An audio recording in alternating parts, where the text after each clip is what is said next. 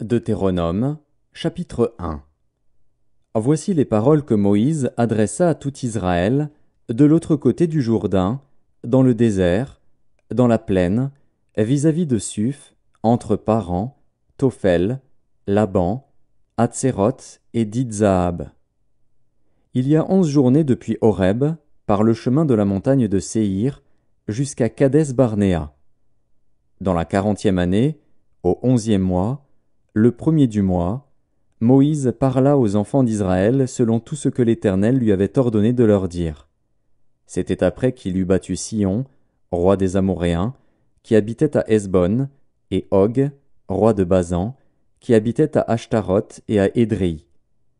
De l'autre côté du Jourdain, dans le pays de Moab, Moïse commença à expliquer cette loi, et dit : L'Éternel, notre Dieu, nous a parlé à Horeb, en disant : Vous avez assez demeuré dans cette montagne.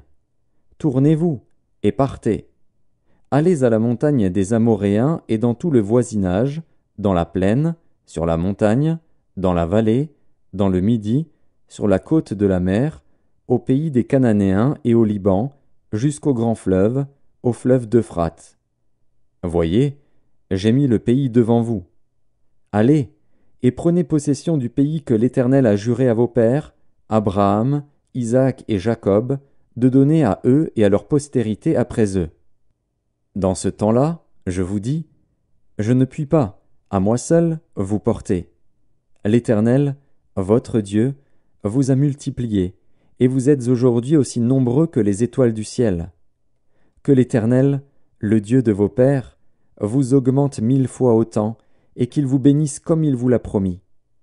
Comment porterai-je, à moi seul, votre charge, votre fardeau et vos contestations ? Prenez dans vos tribus des hommes sages, intelligents et connus, et je les mettrai à votre tête. Vous me répondîtes en disant : Ce que tu proposes de faire est une bonne chose. Je pris alors les chefs de vos tribus, des hommes sages et connus, et je les mis à votre tête comme chefs de 1000, chefs de 100, chefs de 50 et chefs de 10, et comme ayant autorité dans vos tribus. Je donnai, dans le même temps, cet ordre à vos juges : Écoutez vos frères, et jugez selon la justice les différends de chacun avec son frère ou avec l'étranger. Vous n'aurez point égard à l'apparence des personnes dans vos jugements. Vous écouterez le petit comme le grand, vous ne craindrez aucun homme, car c'est Dieu qui rend la justice. Et lorsque vous trouverez une cause trop difficile, vous la porterez devant moi, pour que je l'entende. C'est ainsi que je vous prescrivis, dans ce temps-là, tout ce que vous aviez à faire. Nous partîmes d'Horeb, et nous parcourûmes en entier ce grand et affreux désert que vous avez vu. Nous prîmes le chemin de la montagne des Amoréens, comme l'Éternel, notre Dieu, nous l'avait ordonné, et nous arrivâmes à Kadès-Barnéa. Je vous dis, vous êtes arrivés à la montagne des Amoréens, que l'Éternel, notre Dieu, nous donne. Vois, l'Éternel, ton Dieu, met le pays devant toi. Monte, prends-en possession, comme te l'a dit l'Éternel, le Dieu de tes pères. Ne crains point, et ne t'effraie point. Vous vous approchâtes tous de moi, et vous dites : Envoyons des hommes devant nous, pour explorer le pays, et pour nous faire un rapport sur le chemin par lequel nous y monterons et sur les villes où nous arriverons. Cet avis me parut bon. Et je pris 12 hommes parmi vous, un homme par tribu. Ils partirent, traversèrent la montagne, et arrivèrent jusqu'à la vallée d'Eshcol, qu'ils explorèrent. Ils prirent dans leurs mains des fruits du pays, et nous les présentèrent.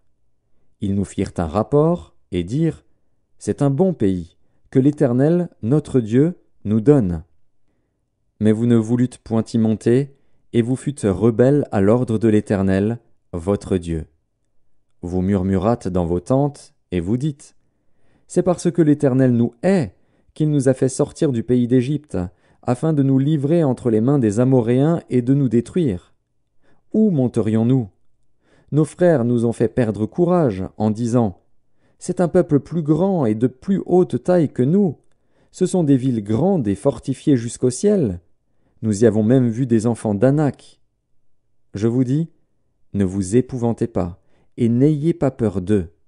L'Éternel, votre Dieu, qui marche devant vous, combattra lui-même pour vous, selon tout ce qu'il a fait pour vous sous vos yeux en Égypte, puis au désert, où tu as vu que l'Éternel, ton Dieu, t'a porté comme un homme porte son fils, pendant toute la route que vous avez faite jusqu'à votre arrivée en ce lieu. Malgré cela, vous n'eûtes point confiance en l'Éternel, votre Dieu, qui allait devant vous sur la route pour vous chercher un lieu de campement, la nuit dans un feu afin de vous montrer le chemin où vous deviez marcher, et le jour dans une nuée. L'Éternel entendit le bruit de vos paroles. Il s'irrita, et jura, en disant, « Aucun des hommes de cette génération méchante ne verra le bon pays que j'ai juré de donner à vos pères, excepté Caleb, fils de Jéphuné. Il le verra, lui, et je donnerai à lui et à ses enfants le pays sur lequel il a marché, parce qu'il a pleinement suivi la voie de l'Éternel. L'Éternel s'irrita aussi contre moi, à cause de vous, et il dit, « Toi non plus, tu n'y entreras point. » Josué, fils de Nun, ton serviteur, y entrera. Fortifie-le, car c'est lui qui mettra Israël en possession de ce pays. Et vos petits-enfants, dont vous avez dit, ils deviendront une proie, et vos fils, qui ne connaissent aujourd'hui ni le bien ni le mal, ce sont eux qui y entreront, c'est à eux que je le donnerai, et ce sont eux qui le posséderont. Mais vous, tournez-vous, et partez pour le désert, dans la direction de la mer Rouge. Vous répondîtes, en me disant, Nous avons péché contre l'Éternel. Nous monterons et nous combattrons, comme l'Éternel, notre Dieu, nous l'a ordonné. Et vous ceignîtes chacun vos armes, et vous fîtes le projet téméraire de monter à la montagne. L'Éternel me dit, Dis-leur, ne montez pas et ne combattez pas, car je ne suis pas au milieu de vous. Ne vous faites pas battre par vos ennemis. Je vous parlais, mais vous n'écoutâtes point. Vous fûtes rebelles à l'ordre de l'Éternel, et vous montâtes audacieusement à la montagne. Alors les Amoréens, qui habitent cette montagne, sortirent à votre rencontre, et vous poursuivirent comme font les abeilles. Ils vous battirent en Séhir, jusqu'à Horma. À votre retour, vous pleurâtes devant l'Éternel. Mais l'Éternel n'écouta point votre voix, et ne vous prêta point l'oreille. Vous restâtes à Kadès, où le temps que vous y avez passé fut de longue durée.